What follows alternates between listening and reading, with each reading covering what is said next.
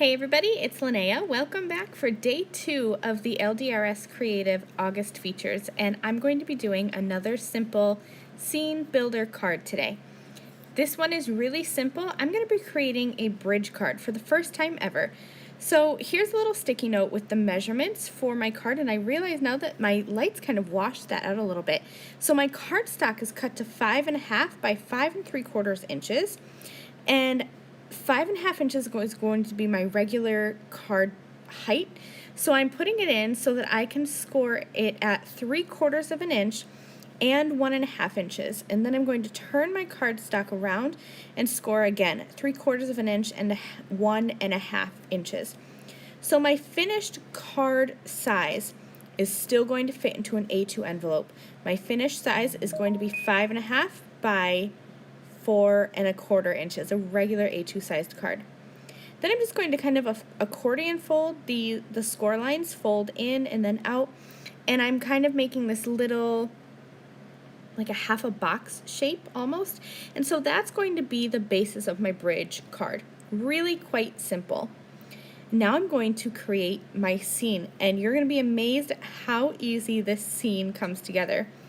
I am using the Under the Sea stencil, and all I'm going to do is just take some various colors of LDRS Creative hybrid inks, and I'm going to blend over the stencil and create a one-layer background scene. So I'm using right now the Marina Madness for the little waves at the top of the stencil, and then I'm going to use some other colors as well. So at the bottom for the greenery, like the seaweed and everything that comes up off the bottom, I'm using Prickly Pear Perfection as well as some Tangerine Dream on the coral. You don't end up seeing that a lot, but it's there. And then for the little fishies, I'm using Fandango and Banana Cream Pie. I have pieces of purple tape masking off those little ledge sides on my bridge card base here. So this is really just going to be one layer on the background, and then I'll have some stamped images popped up on top, but I'm just creating this whole scene right on the bridge card base itself. Once I'm done, I'm going to take off those layers of tape, and look at this, look at that fun little background, and it kind of is set back from the folds of the bridge card. I have the Puddle Jumper 6x6 papers, and I thought that I would just add a little pattern on those little ledges of the bridge card. So I'm going to flip through, and I'm going to end up with that horizontal light blue stripe. So I'm going to cut little pieces that are 3/4 of an inch wide and just adhere those onto the ledges. All of my images are from the Mermaid Treasures die set. I stamped them with Raven hybrid ink, and I die cut them with the coordinating dies.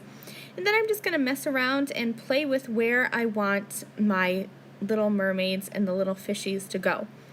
I am keeping in mind that to make this a bridge card, you want something going across from the left to the right hand side, connecting that bridge.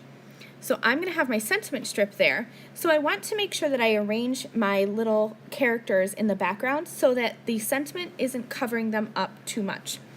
I'm going to get them positioned where I want, and then I'm going to use some foam squares to mount them.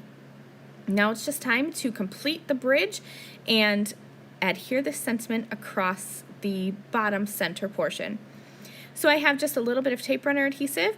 I'm going to squish the sides together and then get my sentiment centered in the middle here, and then I'm going to push it down on the left hand side, just the left side. Because to actually adhere the bridge across, you want to kind of open up this card.